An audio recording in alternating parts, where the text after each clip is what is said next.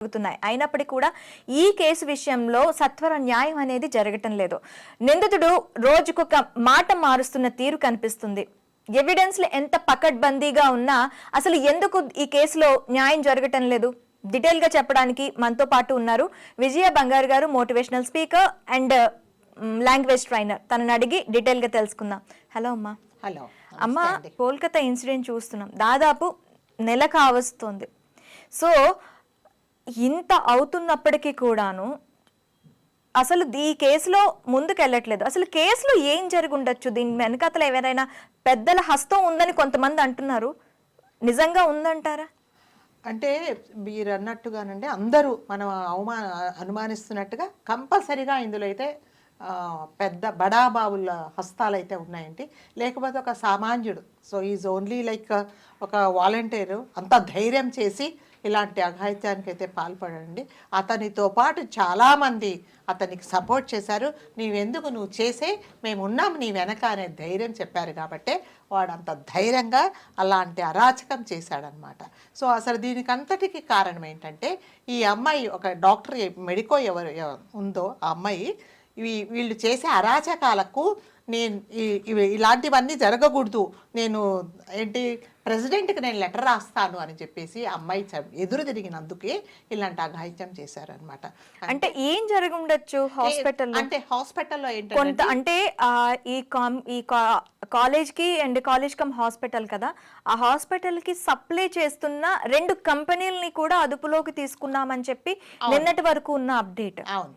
So ఏం జరుగుండొచ్చు అంటే, ఇక్కడ ఉండే ప్రిన్సిపల్ ఎవరైతే సందీప్ ఘోష్ ఉన్నారో, అసలు అతన్ని ఒక మనిషి అని అనడానికి కూడా అతనికి అర్హత లేదు. అలాంటి అరాచకాలు చేస్తున్న మనిషి. సో అతని అరాచకాలకు ఎప్పుడు ఫుల్ స్టాప్ పడిందంటే, అతన్ని ఎప్పుడైతే ఇంకా ఇందులో నుంచి రిజైన్ చేయించారు అప్పటిదాకా అసలు అతన్ని చెయ్యని అరాచకాలు అంటే డ్రగ్స్ అమ్మటము, సెక్స్ ర్యాకెట్ చేయడము, మనుషులు అంటే ఎవరైనా అనాథలు చనిపోతే వాళ్ళ ఆర్గన్స్ అమ్ముకోవడము, దాని తర్వాత ఈ యూజ్ చేసిన గ్లౌజెస్ మళ్ళీ రీసైక్లింగ్ చేసేసి వాడడము, తర్వాత ఈ సిరంజీస్ మళ్ళీ యూజ్ చేయడము, ఇలాంటివి రకరకాలు. అంతేకాకుండా ఏం చేశాడంటే, అతను ఈ బ్లూ ఫిల్మ్స్ కూడా ఆ హాస్పిటల్లో షూట్ చేసి అంటే చాలా దరిద్రమైన పని చేశాడు. ఎంత అరాచకం అంటే, మనుషులు చనిపోతే, ఆ శవాలు చనిపోతే వాళ్ళ మీద పడి వేరే వాళ్ళని తీసుకొచ్చి వాళ్ళని బలాత్కారం చేస్తున్నట్టు, వాళ్ళతో వీళ్ళు ఏదో ఎంజాయ్ చేస్తున్నట్టు ఉంచి ఆ వీడియోస్ కూడా బయటపడ్డాయి అన్నమాట. అయితే ఇంతకు ముందు కూడా ఈ కాలేజ్లో 6 అమ్మాయిలు సూసైడ్ చేసుకున్నారు అనే వార్తలు వచ్చాయి. ఈ అమ్మాయి కూడా ఫస్ట్ బయటకు వచ్చింది, ఈ అమ్మాయి వార్త కూడా సూసైడ్ చేసుకుంది అనే. మన ఈ కోణంలో మిగిలిన 6 కూడా ఇందులోని విక్టిమ్స్ మనం అనుకోవచ్చా? అంతే కదండి. మరి ఇప్పుడు ఎప్పుడైతే అంటే వాళ్ళు ఒకటే చెప్పదలుచుకున్నారండి, మేము చేసే అరాచకాలకు, మేము చేసే ఇట్లాంటి దుర్మార్గమైన పనికి మీరు ఎవ్వరు ఎదురు చెప్పినా మీ అందరికీ ఇదే గతి అని చెప్పడానికి మాత్రమే ఈ అమ్మాయిని బలి తీసుకున్నారనమాట. ఎందుకంటే ఇంతకుముందు మీరు అన్నట్టుగా 6 మంది అమ్మాయిలు కూడా ఇలా ఎదురు తిరిగినందుకే, సో వాళ్ళు అటు చెప్పుకోలేక ఇటు చెప్పుకోలేక ఏం చేయలేక వాళ్ళు సూసైడ్ చేసుకున్నారు. ఈ అమ్మాయి ఏం చేసిందంటే, చాలా ధైర్యవంతురాలు కాబట్టి మొదటి నుంచి వాళ్ళ పేరెంట్స్ చెప్పడం, ఈ అమ్మాయి చీటికి మాటికి బాధపడేది కాదు, చిన్న విషయాలకు కూడా సెన్సిటివ్ నేచర్ లేదు ఈ అమ్మాయికి. ఏదైనా ఎక్కడైనా తప్పు జరిగితే, అన్యాయం జరిగితే తన గొంతెత్తి మాట్లాడుతుంది, ఆమె వైఖరే అంత అని చెప్పేసి తల్లిదండ్రులు చెప్పారు. అదే యాటిట్యూడ్ ఇక్కడ చూపించింది. అంటే చనిపోవడానికి ముందు, అంటే చంపబడ్డానికి ముందు కూడా ప్రిన్సిపల్ అని ఎవరైతే చెప్తున్నారో సందీప్ ఘోష్తో దాదాపు 1 hour 2 hours ఆర్గ్యుమెంట్ జరిగింది. ఏ ఆర్గ్యుమెంట్ అంటే ఇదే ఆర్గ్యుమెంట్. సో అతను ఇంకొకటి ఏంటంటే, మన దురదృష్టము, కొంతమంది డాక్టర్స్, కొంతమంది స్టాఫ్, కొంతమంది అక్కడ పనిచేసే 4th class ఎంప్లాయీస్ కూడా ఈ సందీప్ ఘోష్కు సపోర్ట్ చేసి అతను చేసే అరాచకాలను సపోర్ట్ చేశారు. సో అందుకని చెప్పేసి అతనికి చాలా పొలిటికల్ బ్యాక్గ్రౌండ్ ఉంది. అతడు ఎంత దుర్మార్గుడు అంటే, సొంత వైఫ్, తన కట్టుకున్న భార్యను, తన నమ్ముకొని ఒక ఇంటి నుంచి అతని ఇంటికి వచ్చిన భార్యను కూడా, ఆమెకి ఏదో సర్జరీ అవుతే ఏదో ఒక మాటకు పోట్లాట జరిగి ఆమె సర్జరీ జరిగితే కూడా కాలుతో తంతే రక్తస్రావం అయిపోతే కూడా పట్టించుకోకుండా వెళ్ళిపోతే బయట పారేస్తే పాపం చుట్టుపక్కల వాళ్ళు వచ్చి కాపాడారు, కానీ హాస్పిటల్లో ఆమె చనిపోయింది. సో అలాంటి అరాచకాలు చేసి, అంటే ఈ భూమి మీద ఎన్ని తప్పులు చెయ్యాలో, ఎన్ని తప్పులు ఉన్నాయో అన్ని తప్పులు చేశాడు ఈయన. ఇది చెయ్యలేదు అనకుండా. సో అమ్మాయిలను బయటికి పంపడం, సర్టిఫికేట్స్ కావాలి, మిమ్మల్ని ఒక మెడికోర్ పాస్ చేయాలి అంటే తప్పకుండా ఇతను చెప్పినట్టుగా వినాలి. సో లేకపోతే ఇలాంటివే అనమాట. సో అంటే కొంతమంది అమాయకులు ఏం చేస్తారంటే, ఎందుకు వచ్చిన బాబు అంటే కొంతమంది ఉంటారు కదండి, మనం ఇంత కష్టపడ్డాము, వీడేదో చెప్పిన మాట వింటే సరిపోదు కదా, సరిపోతుందని అడ్జస్ట్ అయ్యే అమ్మాయిలు కూడా ఉన్నారు. సో వాళ్ళకు ఓకే, వాళ్ళకేం ప్రాబ్లం లేదు. ఎప్పుడైతే ఇతను చెప్పిన మాటకి ఎదురు తిరిగారో ఈ అమ్మాయి బలైపోయింది. సో అందరూ అలా ఉండాలని లేదు కదండి. ఇప్పుడు మీకు నచ్చచ్చు, నాకు నచ్చకపోవచ్చు, మీకు నచ్చింది నాకు నచ్చదు కదా, అలాంటి వాళ్ళలో ఈ అమ్మాయి అనమాట. సో వీడు ఎట్లాగంటే సర్టిఫికేట్స్ కూడా మొన్న సిబిఐ వాళ్ళు వాళ్ళ ఇల్లు సోదా చేసినప్పుడు స్టూడెంట్స్ దగ్గర ఇవ్వాల్సిన సర్టిఫికేట్స్ కూడా ఇతని ఇంట్లో దొరికాయి. కొన్ని డ్రగ్స్ దొరికాయి.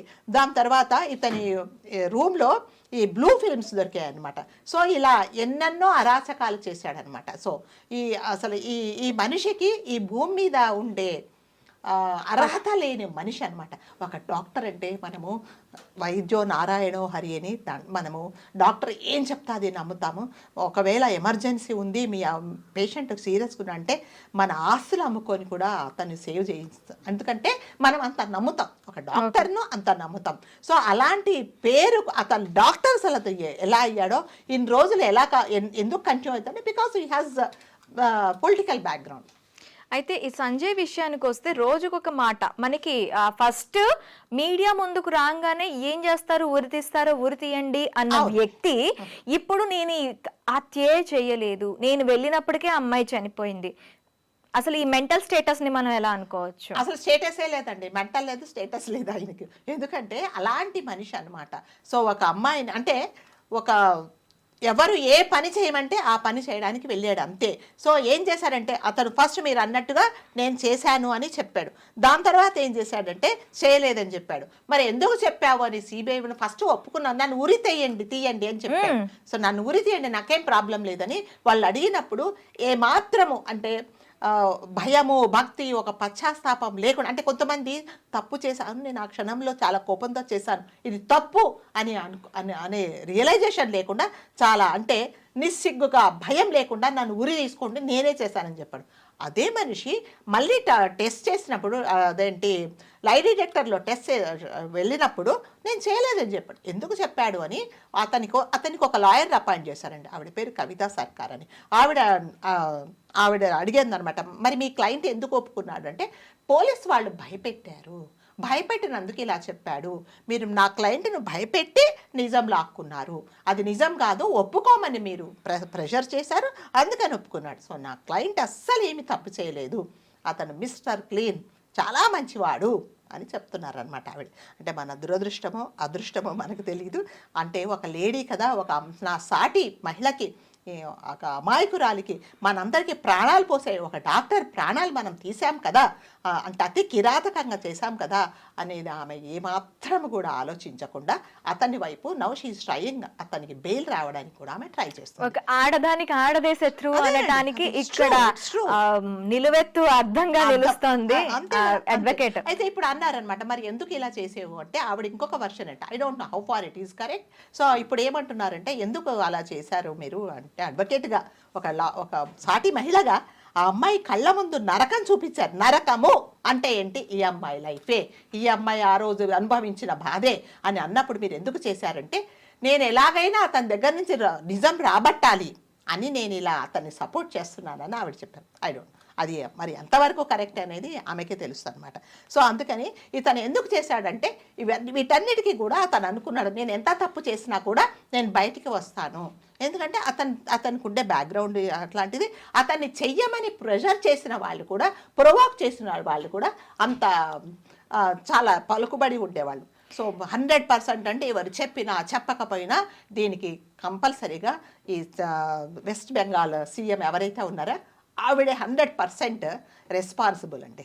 లేకపోతే రెస్పాన్సిబుల్ అని మీరు అంటున్నారు, నేను దీనిపైన నిరసన వ్యక్తం చేస్తున్నాను అంటే జరిగిన 10 రోజులకి తను కూడా ఫ్లక్ కార్డ్ పట్టుకొని రోడ్డు మీదకి వచ్చిన సిచ్యువేషన్ అంటే దొంగ అని అరిచాడట, అలా ఉంటది అనమాట.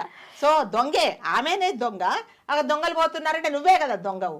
సో ఇదంతా న్యాయం జరగాలి అంటే అదేంటి హోమ్ మినిస్టర్ మీరే, చీఫ్ మినిస్టర్ మీరే, మెడికల్ అండ్ హెల్త్ మినిస్టర్ మీరే కదా. Yes. అలాంటప్పుడు అన్ని రైట్స్, అన్ని powers, every power is in your hand. అలాంటప్పుడు నువ్వు వేరే వాళ్ళు ఎందుకు రావాలి? నిజంగా ఒకవేళ నిజంగానే నువ్వు ఆ అమ్మాయికి న్యాయం చేయదలుచుకుంటే నువ్వు జరిగిన రోజే మీరు పట్టుకొని ఉండాల్సింది. అప్పుడు నిజంగా ఆమె వైపు మాట్లాడింటే, ఆమెకు సపోర్ట్ చేస్తుంటే ఇవాళ సిబిఐ వాళ్ళు రావాల్సిన అవసరమే లేదు. సో వీళ్ళకి ఇక్కడ న్యాయం జరగటం లేదు, వీళ్ళకి జరగదని చెప్పేసి కోర్టు వాళ్ళు సుమోటాగా తీసుకొని సిబిఐ వాళ్ళకి అప్పగించారు కదా. Okay. సో ఈమె చేసేది ఎలాగుందంటే, ఇప్పుడు సపోజ్ మీరు ఉంటారండి, మొత్తం ఈ బిల్డింగ్ కీస్ అన్ని మీ దగ్గరే ఉన్నాయి, మీరు రావాలి, మీరు ఓపెన్ చేయాలి. కానీ మీరేమంటున్నారంటే ఎవరన్నా వచ్చి ఓపెన్ చేయండి, నా దగ్గర కీస్ ఉన్నాయి కానీ మీరు ఓపెన్ చేయట్లా, మీరు ఇవ్వట్లా కీస్. అప్పుడు మేమేం చేయాలి? వచ్చి బిల్డింగ్ అన్న బద్దలు కొట్టో లోపలికి రాలి. ఇప్పుడు చేయాల్సింది ఆవిడది అదే పని.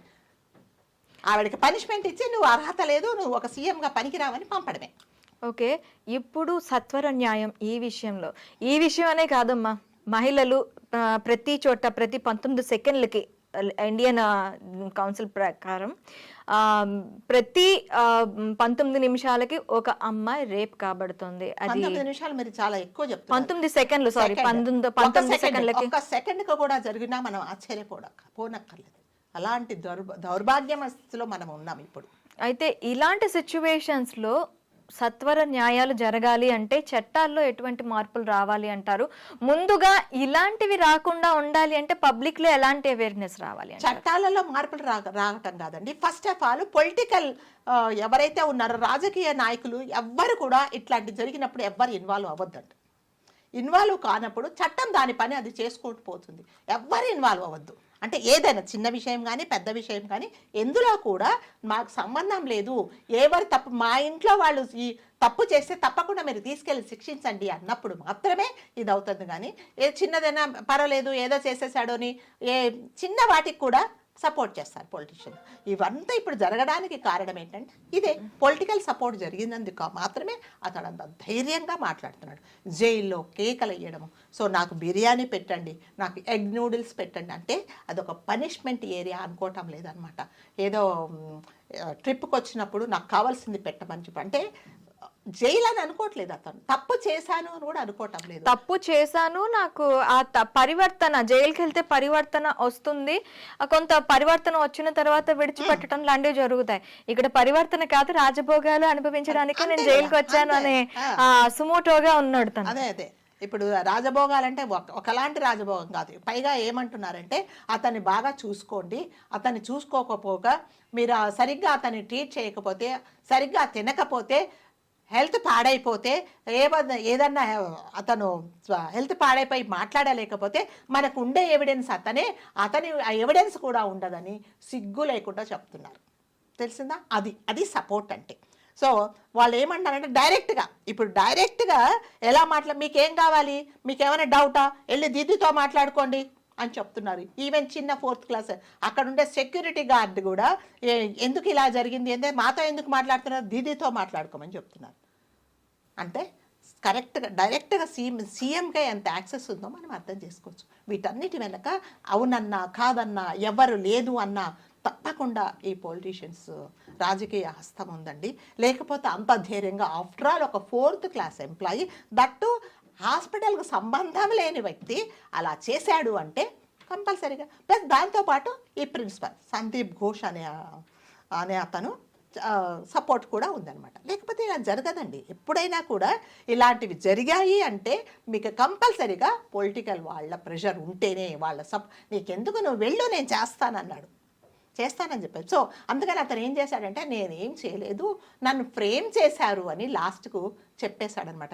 అంటే కళ్ళనీళ్ళతో.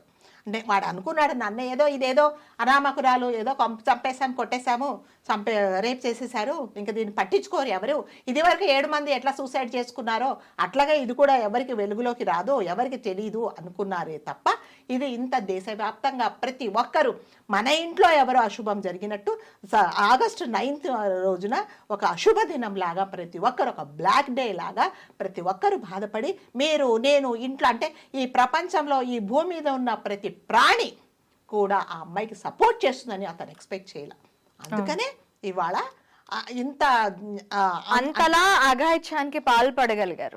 అంతే కదండి. సో అతను అనుకోలేదు, అతను ఎక్స్పెక్ట్ చేయలేదు. ఇది ఏదో చిన్న ఇష్యూ, ఇన్ని రోజులు ఈ సందీప్ ఘోష్ అనేవాడు ఎన్ని అరాచకాలు చేసినా ఎవరికీ తెలియలేదు, ఇది కూడా అలాగే మరుగున పడిపోతుందని, కానీ ఇది ఒక పెద్ద ఇష్యూ అవుతుందని, ఆ ఫ్యామిలీ వెనక అందరూ ఉన్నారని అతను వాళ్ళెవ్వరూ ఎక్స్పెక్ట్ చేయలేదు. అందుకనే ఇలా జరిగింది. సో తప్పకుండా ఇందులో రాజకీయ ఇదేని ఉండదండి. కాకపోతే మనం ఒకటే కోరుకుందాము, ఆ అమ్మాయికి తప్పకుండా న్యాయం జరగాలి. అఫ్కోర్స్ ఆ తల్లిదండ్రులకు కూతురు పోయి ఉండొచ్చు, కానీ ప్రతి ఒక్కరూ మనం అందరము వాళ్ళ ఫ్యామిలీ మెంబర్సే, ప్రతి ఒక్కరం మనము భగవంతుని ప్రార్థిద్దాం.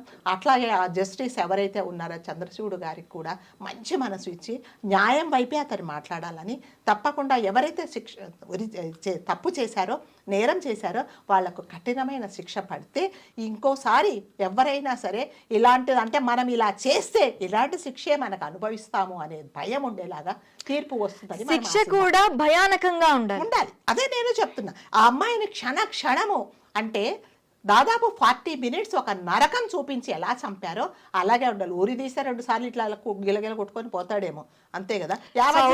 సౌదీలో దీనికి చట్టాలు ఉంటాయమ్మా, నలుగురిలో వచ్చి వాడిని ఉరి తీస్తారు. అమ్మాయిలకి ఇలాంటి ప్రాబ్లమ్స్ ఏవైనా అంటే నలుగురిలో తీసుకొచ్చి ఉరి తీస్తారు. అదే చెప్తున్నానండి. ఇప్పుడు ఎట్లాగంటే క్షణం వాడు గుర్తు రావాలి, ఓహో నేను ఈ పని చేశాను, నాకు ఈ పనిష్మెంట్ ఇస్తున్నారు, ఈ పని చేశానని ప్రతి క్షణం వాడు భయపడే అంటే వాడికి ఇచ్చిన శిక్ష ఎలాగుంటా అంటే, ఎవరైనా మగవాళ్ళు అమ్మాయిల జోలికి వెళ్ళాలి అంటే రాత్రిపూట కూడా ఉలిక్కిపడి లేచే అంత శిక్ష అనేది ఉంటేనే మాత్రం ఇది బాగుపడదండి. లేకపోతే ఇంతే, ఇది జరుగుతూనే ఉంటుంది ప్రతి ఒక్కరు. అట్లాగే తల్లిదండ్రులు కూడా ఇంట్లో పిల్లలకు, మగపిల్లలకు మరి ముఖ్యంగా మర్యాద. ఇక్కడ మన దేశ సంస్కృతి కానీ మన ఇంట్లో ఉండే పరిస్థితి ఏంటి అంటే, ఆడపిల్లకి రోడ్డు మీద నువ్వు ఎలా నడవాలి చెప్తారు, కానీ ఆడపిల్లతో నువ్వు ఎలా మెలగాలి అని ఏ రోజు ఏ అబ్బాయికి ఏ తల్లిదండ్రులు చెప్పరు. ఏమంటాడు మగాడు? అది మారాలండి. అది మారాలంటే ఎవరు మారాలండి? పేరెంట్సే మారాలి కదా. నువ్వు ఎంతసేపు వచ్చి జాగ్రత్త అమ్మ నువ్వు జాగ్రత్త, ఒకవేళ అబ్బాయిలు ఏదన్నా